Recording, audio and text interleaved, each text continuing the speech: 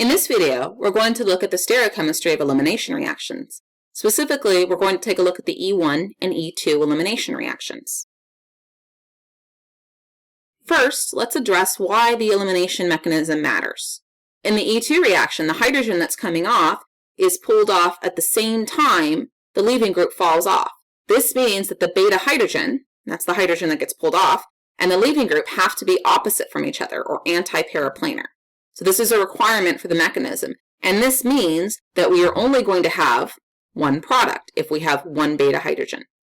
You can see a specific example here where the hydrogen and the leaving group are anti, or completely opposite. They're lined up so that they're opposite of each other.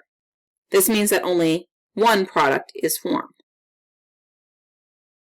If we compare this to the E1 reaction, the E1 reaction goes through a carbocation intermediate, so it doesn't require a particular orientation between the hydrogen that's coming off and the leaving group. This means that even if you only have one beta hydrogen, you're going to end up with two products, or a mixture of E and D isomers. You can see that in the example here. We have one hydrogen, and although we do see one major product, we also see some of the Z diastereomer as a minor product. So what's happening in the E1 reaction? In the E1 reaction, the leaving group falls off, and then we end up with the carbocation intermediate. If it gets pulled off in this orientation, you end up with the E isomer, and if it rotates a little bit and then gets pulled off, you end up with the Z isomer. The E isomer does tend to be favored a little bit, just because of steric hindrance, but we still typically see a significant amount of the Z isomer. In the E2 reaction, the beta hydrogen and the leaving group have to be anti, so they have to be in that specific orientation. So what we're going to do is we're going to use a Newman projection or a chair conformation to look at that beta hydrogen and that leaving group and make sure that they are antiperiplanar.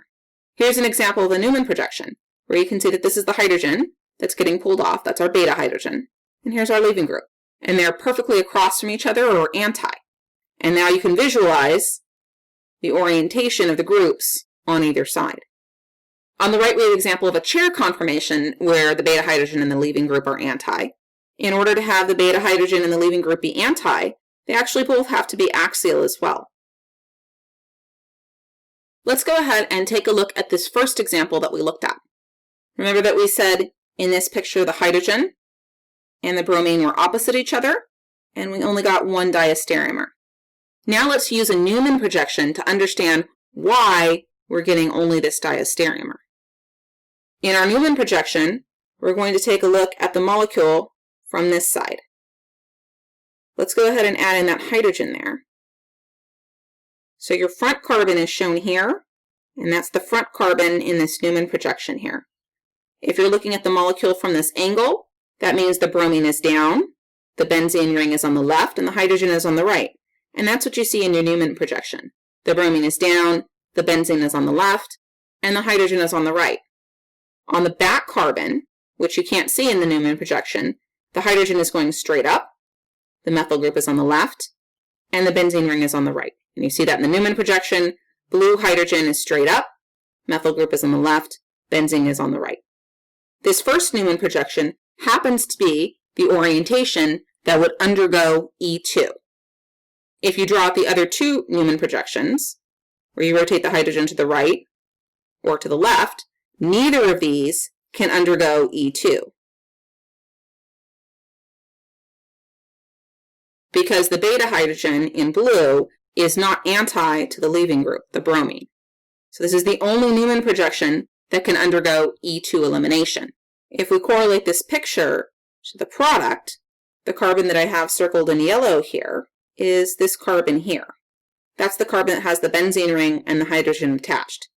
So there's the benzene ring, and the hydrogen is not drawn in there. I'll go ahead and draw that in. The back carbon has a benzene ring and a methyl group attached. And here's that benzene ring, and here's that methyl group. In the Newman projection, now you can see that in this orientation, the benzene ring on the yellow carbon is on the same side as the methyl group on the back carbon. And so that's what ends up happening in the products. The benzene ring on the yellow carbon is on the same side as the methyl group attached to the back carbon. This is a really nice picture because in the picture you can see exactly what's happening. It's just taking the Newman projection that we saw on the previous page and rotating a little bit so we can see what's going on. And so you can see the bromine, the leaving group, and the hydrogen are anti. The base here comes off to pull the hydrogen. At the same time, the carbon-hydrogen bond breaks, and the leaving group falls off. And so you can see very clearly the methyl group and the benzene ring on the same side, and the benzene ring and the hydrogen on the same side.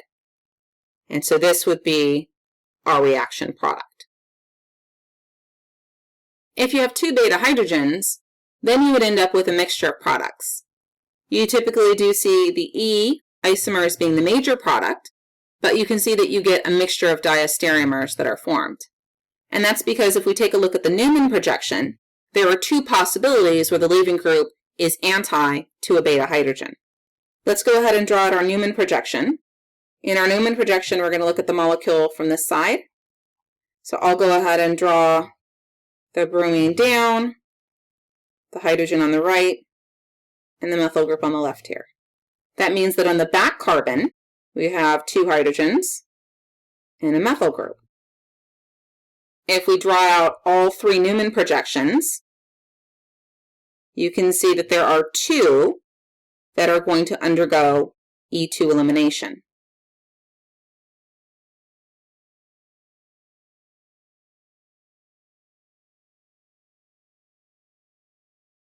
The first one we drew out here has a hydrogen, anti to a bromine, and so does the last one we drew out.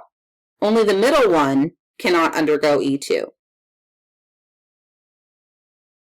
The first Newman projection has the methyl groups on the same side, so it would give you the Z orientation.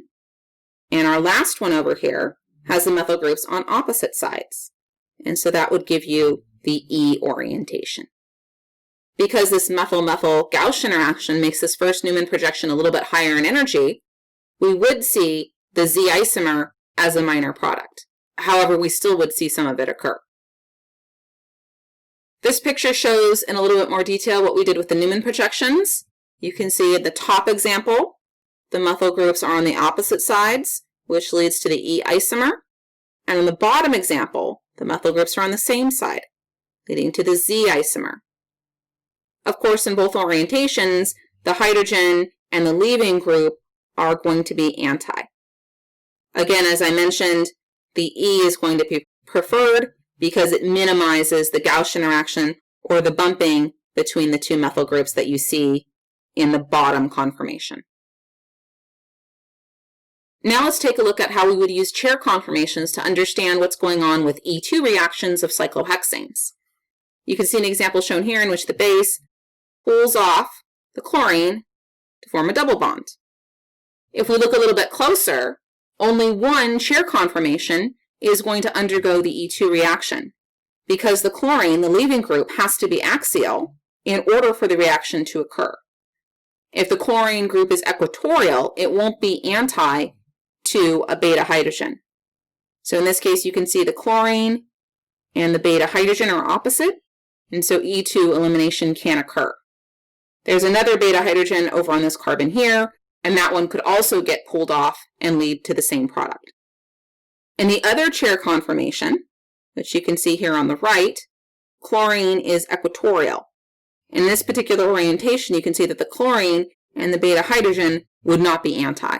So this particular chair conformation cannot undergo an E2 reaction. Only this one here, where the chlorine and the hydrogen are anti, can undergo an E2 reaction and give the product shown. What this means is that if a molecule cannot achieve this chair conformation for some reason, then the E2 reaction cannot occur. Because an E2 reaction can only occur when that leaving group is in the axial position, you can see the different cyclohexanes will have different reaction rates. This reaction on the top here is a relatively fast reaction because the chair conformation that undergoes E2 is the favored chair conformation. The bottom reaction here, however, is going to be a much slower reaction because the chair conformation that undergoes E2 is not favored. Let's take a look at these in some more detail. First, let's take a look at this top reaction. Here's that molecule we were just looking at. And here is the chair conformation that undergoes E2. Notice that the leaving group is axial, and there are two potential beta hydrogens, which I'll draw in here, that could be eliminated to form the alkene. This is the favored chair conformation because the large, bulky T-butyl group is equatorial.